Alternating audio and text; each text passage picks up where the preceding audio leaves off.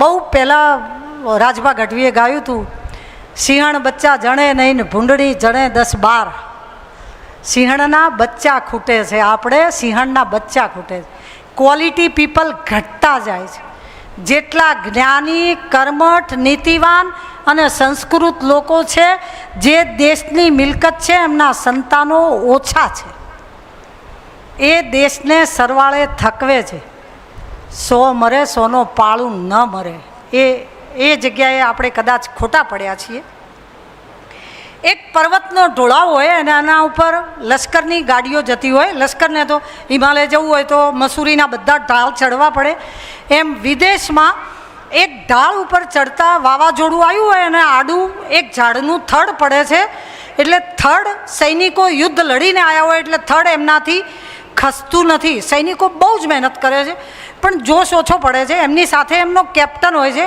Captain ઊભો રહીને કહે છે, યસ બકઅપ બકઅપ. 4-5 વખત કેપ્ટને બકઅપ કીધું પણ ઉપડ્યું નહીં. એટલે ઘોડો લઈને ત્યાંથી એક અસવાર જતો હોય છે, મજબૂત માણસ, યુવાન હોય છે. એ ઘોડો બાંધી અને નીચે ઉતરે છે અને સૈનિકોને કહે છે, યસ. કહેશે નહીં ઉઠતા, ચલો મેં મદદ કરતા હું, અભી ઉઠ જાય. અને એણે મદદ કરી અને ઝાડનું થડ ઉપડ્યું. એ પછી પેલા કેપ્ટને પેલા જુવાનને કીધું, થેન્ક યુ, કે તમારા શરીર ઉપરથી લાગે છે કે તમે લશ્કરમાં લાગો છો. એ કે યસ. કે સોલ્જર હો? हाँ लश्कर में हूँ, पर के इससे ऊपर. तो के लेफ्टिनेंट हो? इससे ऊपर. कैप्टन हो? उसके ऊपर. मेजर हो? उसके ऊपर. जनरल हो? उसके ऊपर.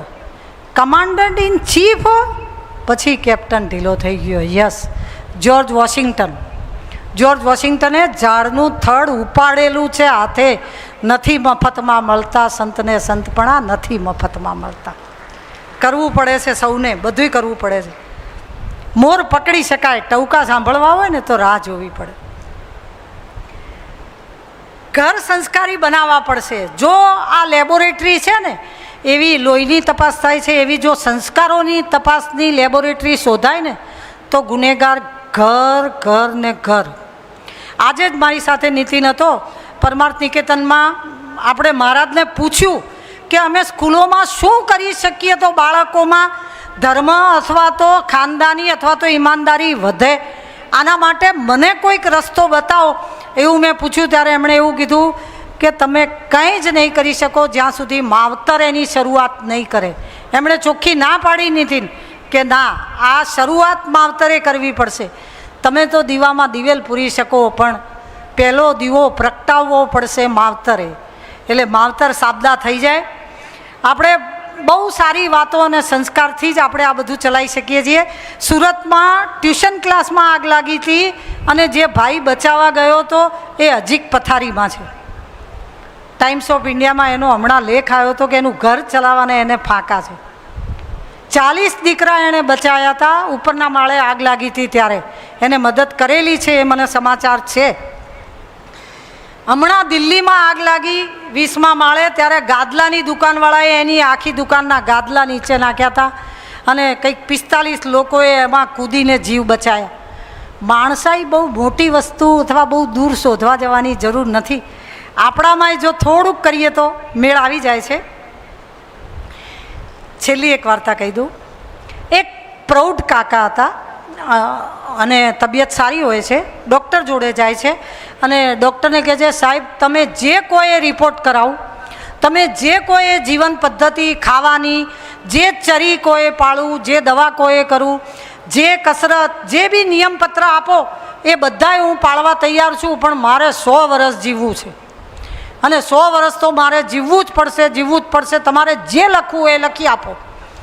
ડૉક્ટરે તો રિપોર્ટનું આખું લિસ્ટ બનાવ્યું કે આટલા રિપોર્ટ કરાવતા હો. પછી લાઈફસ્ટાઈલ, આટલા વાગે ઉઠજો, આટલી કસરત કરજો, આટલું ચાલજો, આ ખાજો, આ ના ખાજો, એવું બધું જ લખવાનું ચાલુ કર્યું. ડૉક્ટરે કુતૂહલવશ પૂછ્યું કે તમે જીવવું જ પડશે એવું કીધું એટલે તમે કોઈ સરકારના કોઈ ગુપ્ત કે મોટા કામ ઉપર છો, કોઈ મોટા એજન્ડા ઉપર છો કે તમારા હાથમાં જે કામ છે એ તમારે પૂરું કરવું પડશે? કે ના ના, હું તો સરકારી માણસ નથી, હું તો મારા ઘરનો ધંધો ચલાવું. તો કે તમારા કુટુંબમાં કોઈ એવું છે કે જેને તમારા વગર નથી ચાલે એવું? તમારા હાથમાં આર્થિક વહીવટ છે? કે ના, દીકરાઓએ ઉપાડી લીધું છે. એટલે કે દીકરી વિધવા હોય અથવા તો બાળકો મૂકીને દીકરી મરી ગઈ હોય એવું કંઈ છે? ના, કે એવું કશું નથી, આરામ છે. તો કે તમારા હાથમાં કંઈક એવું ધાર્મિક સંસ્થાનું અથવા તો સામાજિક સંસ્થાનું અથવા કોઈનું લોક પુણ્યનું લોકહિતનું કોઈ કામ એવડું મોટું છે કે તમને આવો વિચાર આવ્યો કે તમારે 125 વર્ષ જીવવું જ પડશે? એટલે કે ના, એવું કંઈ નથી, ખાલી ડૉક્ટર કે તો જીવીને કરવું છે. હું કોઈના કામ ના તમે નહીં, 100 વર્ષ બેસી રહીને શું કામ છે? ઘરમાં કોઈને જરૂર નહીં, દેશમાં કોઈને જરૂર નથી, તમારા માણસોના ઉપયોગી નથી. તમે બીજું કંઈ નહીં, વાત ડાયા વાત તો કરી શકે ને વડીલ. ડાઈ વાતે આપણે બાળકોને કહીએ અને બાળકો ના સાંભળે તો એના બાળકો તો સાંભળે. એના માટે થોડીક વાર્તાઓ યાદ કરીએ. આપણી ડ્યુટી આપણે મરીએ ત્યાં સુધી પતતી નથી. રિટાયર માણસ કમાવામાંથી થઈ શકે, ફરજમાંથી નહીં.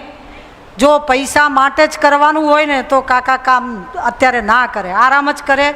સ્વિટ્ઝરલેન્ડ જઈને પોતાનું યાચ લઈને એમાં રૂપાળો આરામ કરે અને નવી જાતનો આરામ કરે. હું કાલની જે રીતે કાકાને જોઉં છું, બાજરીના રોટલા ઘડે એની ખબર પૂછવા જવાનું. આ મેં અનેક શેઠિયા જોયા છે.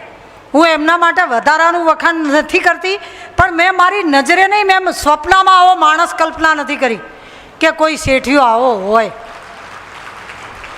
લક્ષ્મીજી સારા ઠેકાણે ગોઠવાયા છે ને સારા પરિવારમાં છે. આખો પરિવાર એમની હાએ હા ઘરમાં દાળ ખાવી છે કે શાક ખાવું છે એમાંય પરિવાર ઝઘડતો હોય છે. અને આ પરિવાર આવડા મોટા 200 કરોડના પ્રોજેક્ટ દાનના હોય એમાં ભેગો રહે. આ બધું કેવી રીતે શક્ય છે? ખરેખર જાદુ જેવું છે. હું મારી આત્મકથા લખું છું એમાં તો આ લખીશ જ. મને ખરેખર તમને મળવાનો બહુ આનંદ થયો છે. નાની વાર્તાઓ મારા દીકરાઓને કાયમ કહેતી હતી, પછી ઇન્સ્ટાગ્રામ પર છોકરાઓએ મૂકવાની ચાલુ કરી. જેવી મૂકવાની ચાલુ કરી એવું જેના ઘરમાં 2 જણા નથી સાંભળતા ને એ લોકો મને શું કહે છે, કોને વોટ આલો છો એ લખો. પછી કે બેન મેચિંગ ચાંદલો ના કરાય, લાલ કરાય. બેન મારો ભાઈ મારા બાપનું શ્રાદ્ધ નથી કરતો એ વિશે બોલો ને. ભાઈ તારો, બાપ તારો, શ્રાદ્ધ તારું, મારે શું બોલવાનું એ તું નક્કી કરે. એટલે આ કશું તમે ક્યાંય મૂકો ને તો લોકો મને સલાહ આલવા માંડે છે. તે કશું દુઃખ લાગે એવું હોય તો ના મૂકતા, એટલી પ્રાર્થના કરું છું. છેલ્લે કહી દઉં છું, મને એક કવિતા ગમે છે એ કહું છું. એકચ્યુઅલી કવિતા તો મેં બહુ વખત કીધેલી છે પણ તોય આજે કહું. કરશનદાસ માણેકની છે, કદાચ તમે ભણ્યા હશો. મને એ જ સમજાતું નથી આવું શાને થાય છે. લીલાછમ ખેતરો સૌ આખલા ચરી જાય ને કામધેનુને મળે ના એકે સૂકું તણકલું. છે શ્રીમંતો છે ગરીબોના કુબામાં તેલનું ટીપું દોયલું ને શ્રીમંતોની કબર ઉપર ઘીના દીવા થાય છે. મને એ જ સમજાતું નથી આવું શાને થાય છે. એ કવિતા ભણીને અમે મોટા થયા છીએ. એટલે મહેરબાની કરીને આપણાથી થાય એટલું 2 હાથે કરતા રહીએ. પ્રભુ તું આપે એટલું જ લઉં, નહીં ઓછું કે વધતું કહું. મોંઘા હોય તોય મોતી ખવાય નહીં, ખાય સૌ બાજરો ને ઘઉં. મિલના માલિક તાકા પહેરે નહીં, 1.25 ગજ પહેરે સૌ. પ્રભુ તું આપે એટલું લઉં, પ્રભુ તું મોકલે ત્યાં જવું. હરદ્વાર જવું નહીં, બાલી કે ઇટાલી કહું. Thank you.